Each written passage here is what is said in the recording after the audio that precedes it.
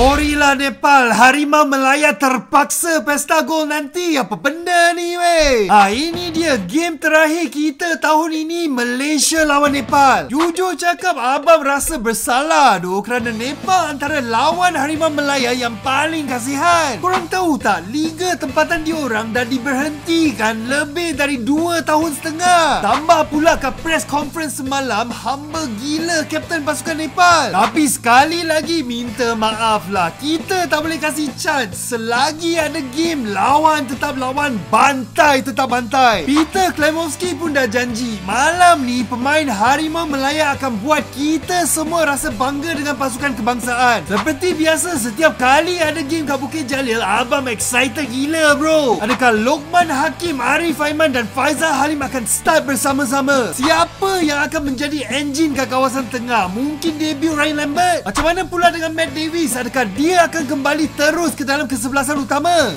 Tak sabar weh untuk game nanti. Ramalan abang, harimau Melaya akan mengganas dan menang sekurang-kurangnya 3-0. Pendapat korang macam mana? Komen kat sini. Dan jom ramai-ramai kita turun stadium Bukit Jalil. Kasih panas, kasih cuap pihak lawan, kasih pesta gol jalan.